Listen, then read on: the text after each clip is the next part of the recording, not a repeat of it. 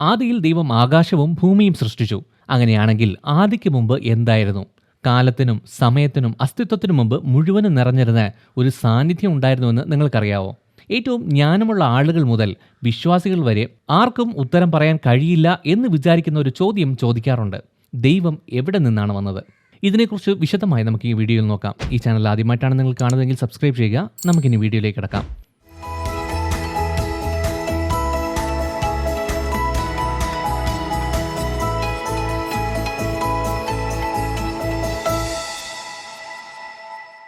സമയം ആരംഭിക്കുന്നതിന് മുമ്പ്, വെളിച്ചം ഇരുട്ടിനെ തുളച്ച് കയറുന്നതിന് മുമ്പ്, സൃഷ്ടികൾ ആദ്യ ശ്വാസം എടുക്കുന്നതിന് മുമ്പ് ദൈവം ഉണ്ടായിരുന്നു. ഒരു വിദൂര ശക്തിയോ അല്ലെങ്കിൽ യുഗങ്ങളായി പറഞ്ഞു വരുന്ന ഒരു കെട്ടുകഥയോ അല്ല, മറിച്ച് അസ്തിത്വത്തിന് തുടക്കവും അവസാനവുമില്ലാത്ത ഒരു നിത്യനായ ദൈവം. നക്ഷത്രങ്ങൾ ആകാശത്ത് നിറയുന്നതിന് മുമ്പ്, ദൂതന്മാർ പാടുന്നതിന് മുമ്പ്, മനുഷ്യവർഗം ഭൂമിയിൽ ഉരുവാകുന്നതിന് ഒരുപാട് മുമ്പ് ദൈവം തികഞ്ഞ പൂർണ്ണതയിലും സ്വയം പര്യാപ്തതയിലും മാറ്റമില്ലാത്തവനായും മഹത്വത്തിൽ നിറഞ്ഞവനുമായിരുന്നു. അവൻ ഉരുവായതല്ല, അവൻ പെട്ടെന്ന് പ്രത്യക്ഷപ്പെട്ടവനല്ല, അവൻ മഹത്വമുള്ള ഞാനാകുന്നവനായിരുന്നു. ഇത് കേവലം ദൈവശാസ്ത്രമല്ല, എല്ലാറ്റിൻ്റെയും അടിസ്ഥാനമാണ്. കാരണം ആദിക്ക് മുമ്പ് ഉണ്ടായിരുന്ന ആ മഹത്വത്തെ മനസ്സിലാക്കിയാൽ നാം എന്തിനു സൃഷ്ടിക്കപ്പെട്ടു എന്നും നാം എവിടേക്ക് പോകുന്നുവെന്നും നമുക്ക് മനസ്സിലാകും. ബൈബിളിലെ ഏറ്റവും അടിസ്ഥാനപരമായ സത്യത്തിൽ നിന്ന് തന്നെ നമുക്ക് തുടങ്ങാം. ദൈവത്തിന് ആരംഭമില്ല, അവൻ എന്നേക്കും നിലനിൽക്കുന്നവനാണ്. ഈ ആശയം മനസ്സിലാക്കാൻ കുറച്ച് പ്രയാസമാണ്. മാത്രമല്ല, ഈ ലോകത്തിൽ കാണുന്ന എല്ലാ കാര്യങ്ങളിൽ നിന്നും തികച്ചു വ്യത്യസ്തവുമാണ്. ദൈവമൊഴികെ നമുക്കറിയാവുന്ന എല്ലാ കാര്യങ്ങൾക്കും ഒരു ആരംഭമുണ്ട്. ദൈവം എന്നേക്കും നിലനിൽക്കുന്നവനാണ്. അവന് ആരംഭമോ അവസാനമോ ഇല്ല എന്ന് വേദഗ്രന്ഥം പറയുന്നു. ശാസ്ത്രത്തിന് ഈ മേഖലയിൽ അറിവ് കുറവാണെങ്കിലും സമയത്തെയും പ്രപഞ്ചത്തെയും കുറിച്ചുള്ള ആശയങ്ങൾ അത് പറയുന്നുണ്ട്. പക്ഷേ ആരംഭമോ അവസാനമോ ഇല്ലാത്ത ഒരു അസ്തിത്വത്തിൻ്റെ നിഗൂഢതയെക്കുറിച്ച് വിവരിക്കാൻ അതിന് കഴിയുന്നില്ല. അപ്പോൾ ദൈവം സൃഷ്ടിക്കപ്പെട്ടതല്ല എങ്കിൽ ദൈവം എങ്ങനെ വന്നു? ഇവിടെയാണ് കൂടുതൽ ആശയക്കുഴപ്പം ഉണ്ടാകുന്നത്. കാരണം ഇവിടെ ചോദ്യം തന്നെ തെറ്റാകാനും സാധ്യതയുണ്ട്. ചിലപ്പോൾ നമുക്ക് ഉത്തരം കിട്ടാത്തതിൻ്റെ കാരണം ആരംഭത്തെയും അവസാനത്തെയും കുറിച്ചുള്ള നമ്മുടെ പരിമിതമായ അറിവിൻ്റെ അകത്ത് ദൈവം ഒതുങ്ങുന്നില്ല എന്നുള്ളതാകാനും സാധ്യതയുണ്ട്. തുടക്കമോ അവസാനമോ ഇല്ലാത്ത ഒരു ലൈൻ ഒന്ന് സങ്കല്പിച്ചേ. അത് നിങ്ങളുടെ മൈൻഡിൽ കൊണ്ടുവരിക. എന്നാലും അതിൻ്റെ തുടക്കം എവിടെയാണെന്ന് നമ്മുടെ മനസ്സ് തപ്പും. അതിൻ്റെ കാരണം നാം സമയം എന്ന ഒന്നിനകത്ത് ബന്ധിക്കപ്പെട്ടിരിക്കുന്നു. മറുവശത്ത് ദൈവം അങ്ങനെയല്ല. ദൈവമാണ് സമയത്തെ സൃഷ്ടിച്ചത്. അവൻ സമയപരിധികൾക്കും അപ്പുറത്തുള്ളവനാണ്. ദൈവത്തിന് മുമ്പ് ആരും തന്നെ ഇല്ലായിരുന്നു, കാരണം അവൻ എപ്പോഴും ഉണ്ടായിരുന്നു. ബൈബിൾ അതിനെക്കുറിച്ച് വ്യക്തമായി പറയുന്നുണ്ട്. പർവ്വതങ്ങൾ ജനിക്കുന്നതിനും ഈ ഭൂമിക്കും പ്രപഞ്ചത്തിനും ജന്മം നൽകുന്നതിനു മുമ്പ് തന്നെ അനന്തം മുതൽ അനന്തം വരെ അവിടുന്ന് ദൈവമാകുന്നു. സങ്കീർത്തനം 90:2 ദൈവം സമയത്തിന് വിധേയനല്ലാത്തത് കൊണ്ട് തന്നെ അവന് ഒരു തുടക്കം ആവശ്യമില്ല. ഉത്ഭവമില്ലാത്ത ഉത്ഭവം, ചലിപ്പിക്കുന്നവൻ എന്നാൽ ചലിപ്പിക്കാൻ കഴിയാത്തവൻ എന്നൊക്കെയാണ് തത്വചിന്തകർ പറയുന്നത്. ഭൗതിക ശാസ്ത്രം, അതായത് ഫിസിക്സ് പോലും ഈ നിഗൂഢതയെക്കുറിച്ച് ചില സൂചനകൾ തരുന്നുണ്ട്. ഐൻസ്റ്റീൻ്റെ അപേക്ഷികത സിദ്ധാന്തം, അതായത് ഐൻസ്റ്റീൻസ് തിയറി ഓഫ് റിലേറ്റിവിറ്റി പറയുന്നത് സമയമെന്ന് പറഞ്ഞ പ്രപഞ്ചത്തിൻ്റെ മറ്റൊരു മാനമാണ്. അതായത് time is an another dimension of the universe എന്നാണ്. ദൈവം പ്രപഞ്ചത്തെ സൃഷ്ടിച്ചതുകൊണ്ട് ദൈവം തന്നെയാണ് സമയത്തെയും സൃഷ്ടിച്ചത്. ഇതിനർത്ഥം ദൈവത്തിന് നിലനിൽക്കാൻ സമയം ആവശ്യമില്ല എന്നതാണ്. ചില ശാസ്ത്രജ്ഞർ പറയുന്നത് നമ്മുടേതിനേക്കാൾ ഉയർന്ന മാനങ്ങളുള്ള വേറെ സിദ്ധാന്തങ്ങളുണ്ട് എന്നാണ്. അവർ പറയുന്നത് അവിടെ നമുക്കറിയാവുന്ന സമയം പ്രവർത്തിക്കില്ല. അങ്ങനെയാണെങ്കിൽ നമുക്ക് മനസ്സിലാക്കാൻ കഴിയാത്ത ഒരു യാഥാർത്ഥ്യത്തിൽ ദൈവം ഉണ്ടാകാൻ സാധ്യതയുണ്ടോ? സത്യത്തിൽ മനുഷ്യ മനസ്സിന് ഒരിക്കലും നിത്യത എന്ന ആശയം പൂർണ്ണമായി ഗ്രഹിക്കാൻ കഴിയില്ല എന്നാണ് പലരും വാദിക്കുന്നത്.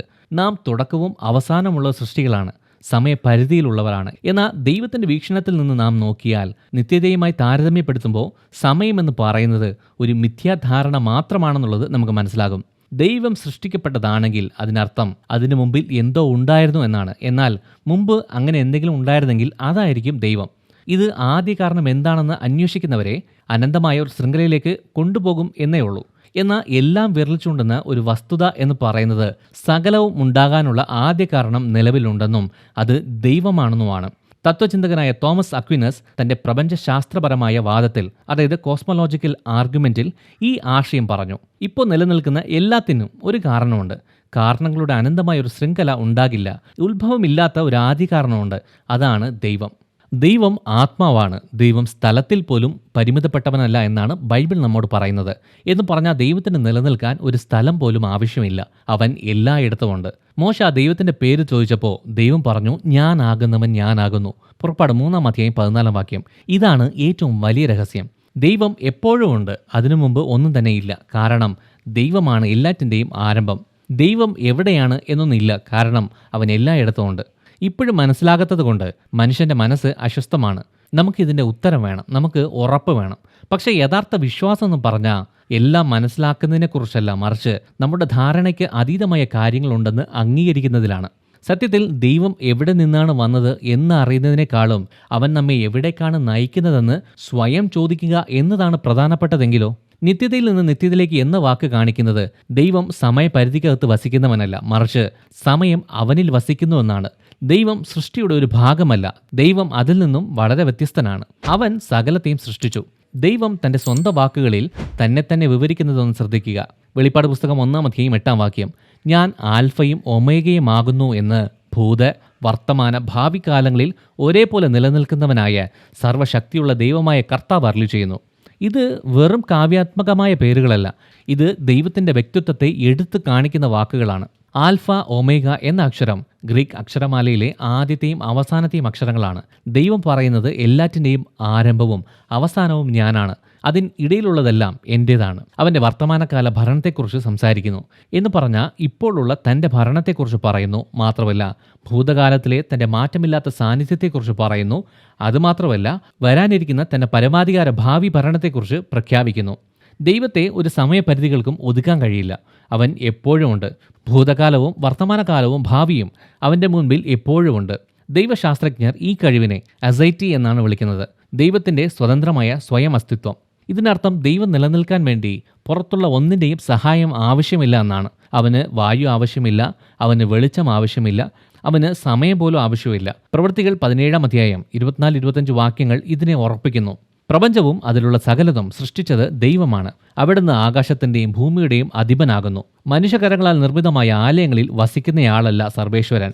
അവിടുന്ന് എല്ലാവർക്കും ജീവന്റെയും ശ്വാസത്തിൻ്റെയും മാത്രമല്ല സർവ്വ നന്മകളുടെയും ദാതാവാകിയാൽ അവിടത്തേക്ക് എന്തെങ്കിലും ആവശ്യമുള്ളവൻ എന്നതുപോലെ മനുഷ്യകരങ്ങളാൽ പരിചരിക്കേണ്ടതല്ല. മറ്റൊരു വിധത്തിൽ പറഞ്ഞാൽ ദൈവം സൃഷ്ടിയെ ആശ്രയിക്കുന്നില്ല, സൃഷ്ടി അവനെ ആശ്രയിച്ചിരിക്കുന്നു. അപ്പോൾ ഇതെല്ലാം എന്താണ് അർത്ഥമാക്കുന്നത്? സകലവും സൃഷ്ടിക്കപ്പെടുന്നതിനും ദൂതന്മാർക്കും വെളിച്ചത്തിനും ആറ്റംസ് അല്ലെങ്കിൽ ഗാലക്സീസ്, അതായത് താരാപഥങ്ങൾക്കും മുമ്പ് ദൈവം ഉണ്ടായിരുന്നു. അവൻ കാത്തിരുന്നില്ല, അവൻ ഏകനായിരുന്നില്ല, അവൻ അപൂർണനായിരുന്നില്ല, അവൻ പൂർണ്ണമായും ദൈവമായിരുന്നു. പൂർണ്ണനും സംതൃപ്തനും വിശുദ്ധിയിലും സ്നേഹത്തിലും മഹത്വത്തിലും നിറഞ്ഞിരുന്നു. ദൈവത്തിൻ്റെ നിത്യ സ്വഭാവം മനസ്സിലാക്കുന്നതിലൂടെ അവൻ എല്ലാത്തിനും മുമ്പുണ്ടായിരുന്നുവെന്ന് നമ്മെ ഓർമ്മിപ്പിക്കുന്നു. അവൻ സകലത്തെയും നിയന്ത്രിക്കുന്നു. ഈ ലോകം ഇല്ലാതായി പോയാലും ദൈവം എന്നേക്കും ഉണ്ടാകും. ഏശയ്യാവ് 40:28 നിനക്ക് അറിഞ്ഞുകൂടെ? നീ കേട്ടിട്ടില്ലേ? യഹോവ നിത്യനായ ദൈവമാകുന്നു. അവിടുന്നാണ് ഭൂമിയുടെ അതിരുകളെല്ലാം സൃഷ്ടിച്ചത്. അവിടുന്ന് ക്ഷീണിക്കുന്നില്ല, തളരുന്നതുമില്ല. അവിടുത്തെ വിവേകം അപ്രമേയം തന്നെ. ഇതാണ് നാം ആരാധിക്കുന്ന ദൈവം, നിത്യൻ, മാറ്റമില്ലാത്തവൻ, അചഞ്ചലൻ.